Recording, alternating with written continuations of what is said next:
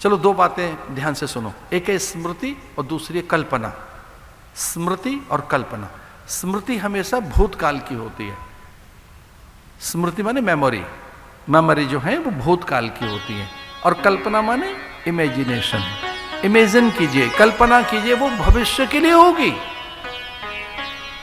कल्पनाएं भूतकाल के लिए नहीं होती, कल्पनाएं भविष्य के लिए होती हैं। और कल्पनाओं में एंजाइटी भी रहती है। एंजाइटी फ्यूचर की होती है, पास्ट की नहीं होती।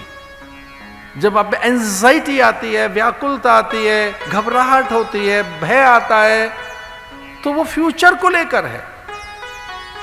फ्यूचर कैसा होगा पता नहीं, भविष्य कैसा होगा। और ये पता लग जाए भविष्य वक्ताएं तो हाथ दिखाने पहुंच जाएंगे। देख लेना हाथ हमारा, देखो जरा माथा देखो, जेब में कागज रखा है, जरा जन्म कुंडली और देख लो, ये क्या है?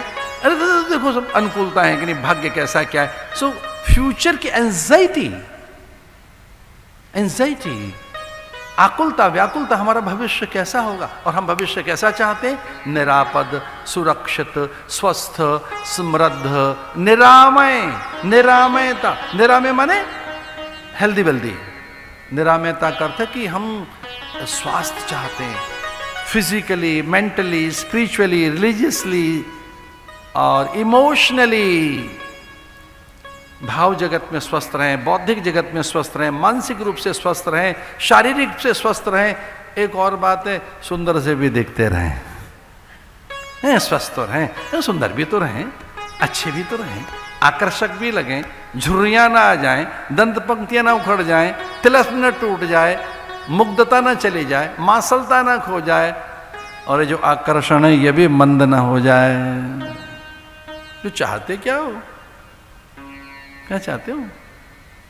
स्वस्थता, सौंदर्य, समृद्धि, संपन्नता, सब प्रकार की अनुकूलताएं। और ये चूंकि नहीं रहेंगी, इसको लेकर एंजाइटी है। अब पता लगा एंजाइटी क्या है? ये डॉक्टर नहीं बताएगा, ये भागवत बताएगी एंजाइटी क्या है। अब में जो एंजाइटी है ना, जो व्याकुलता है, फ्यूचर को लेके जो घबराहट है, सुरक्षित, निरापद भविष्य, निरामय भविष्य, और ये होगा नहीं, ये रहेगा नहीं, झुर्रियां आएंगी, दांत उखड़ जाएंगे, नेत्र ज्योति चली जाएगी, पाचक शिथिल हो जाएंगे, और आपके लाख प्रयत्न करने पर भी डंडा आपकी प्रतीक्षा में है, उसे लेके चलोगे, कितना ही दूर भगाओ उसे। अंगम गलितम पलितम मुंडम दशन विहीनम जातम तुंडम वृद्धो याति गृत्वा दंडम तदपि न मुंचति आशा पिंडम। एह संसारे बहु दुस्तारे कृपया वारे पाहे मुरारे भज गोविंदम भज गोविंदम गोविंदम भज मूढ़ मते। ये वो है जो आपके भय, भ्रम, संशय को मिटाएगा नाम। कृष्णस्तु भगवान स्वयं। ये कृष्ण है, ये भगवान है। तो दोनों काल में इनका ही जपिए नाम, भगवान को याद करिए। कौन कौन सी चीजों में? अब ध्यान दीजिए, ईश्वर जैसी सर्वोत्तम कोई कल्पना नहीं है, ईश्वर जैसी मधुर कोई स्मृति नहीं है। हम दो जगह रहते हैं ना, या तो कल्पनाओं में रहते हैं अथवा तो हम स्मृतियों में रहते हैं। अगर मीठी से मीठी कोई याद है, कोई याद करने लायक है, तो परमात्मा ही याद करने लायक है। कोई मधुर, उदात्त और भय को भगाने वाली कोई कल्पना है, तो वो ईश्वर ही है, वो सत्य ही है। तो ये मन दो जगह रहता है, या तो कल्पनाओं में रहेगा, यानी फ्यूचर में रहेगा। गर्गाचार्य को आमंत्रण दिया, गर्गाचार्य, शांडिल्य दोनों ऋषि बुलाए गए। चौक पूरा उन्होंने स्वस्ति वाचन किया, मंगल कलश भर लिया। गौओं के मध्य में गोप ग्वाल बाल नहीं थे, केवल गौशाला में गौओं के झुंड के बीच बैठ गए, आह्वान करने लगे, किसका नाम क्या हो, क्या नाम रखें इसका? गर्गः पुरोहितो राजन यदुनाम सुमहातपः ब्रजम जगामं नंदस्य वसुदेव प्रचोदितः। ऐसे गर्गाचार्य को आदर पूर्वक बुलाया गया, हाथ जोड़कर बैठ गए, प्रणाम किया। रोहिणी की गोद में बैठे बच्चे की ओर संकेत किया गया। देवकी का 7वां बालक रोहिणी के गर्भ में देवसत्ता ने पहुंचाया था।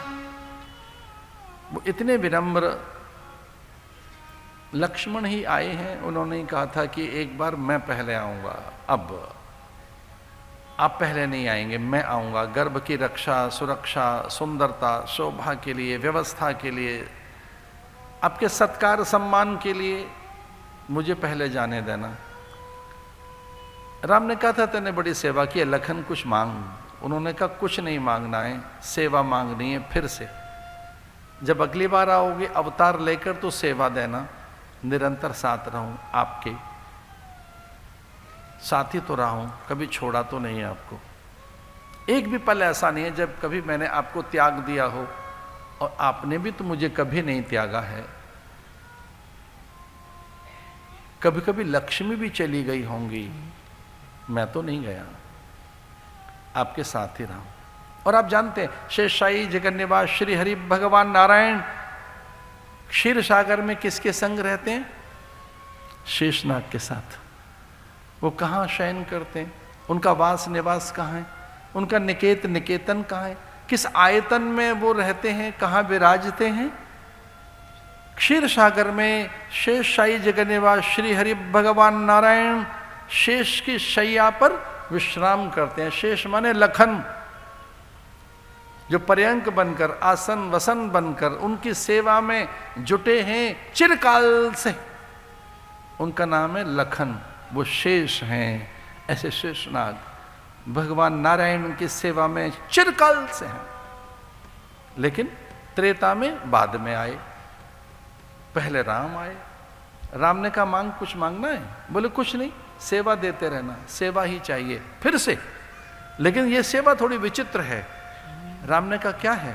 बोले पहले मैं आऊंगा, अवतार के क्रम में आप बाद में आना। मैं कब आऊं? बोले लगभग 1 साल के बाद आना।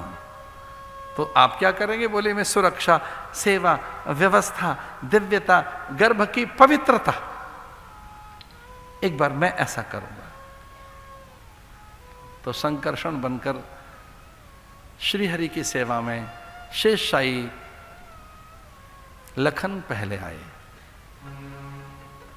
वो सदा की तरह से फिर से गोरे हैं, वो तो बहुत गोरे हैं, लखन बहुत गोरे हैं, बहुत ज्यादा गोरे हैं। उनके गौर वर्ण की वाल्मीकि रामायण में चर्चा है, विद्युत वर्ण है उनका।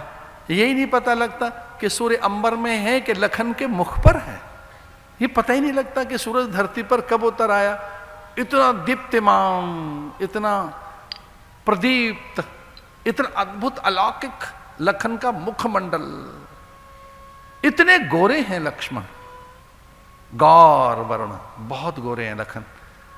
लक्ष्मण इतने गोरे हैं कि सूर्य भी स्तंभित होते हैं, भ्रमित होता है कि मैं स्वयं यहां हूं कि लखन के मुखमंडल पर। 1 साल पहले आ गए वो। अयम ही रोहिणी पुत्रो, ये जो रोहिणी का बेटा है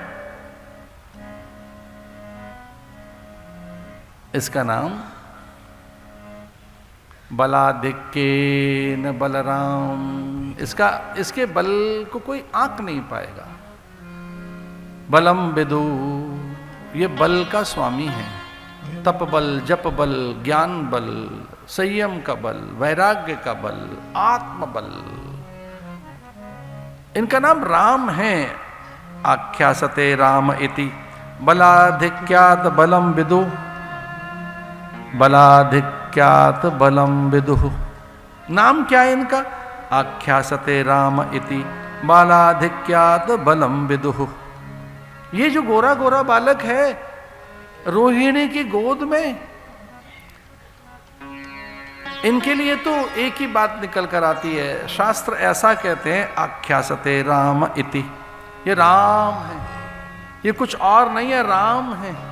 तो भगवान ने उनकी देखो कामना भी पूरी कर दी, क्योंकि वो ये कह रहे थे मैं आऊंगा पहले, आप नहीं आएंगे।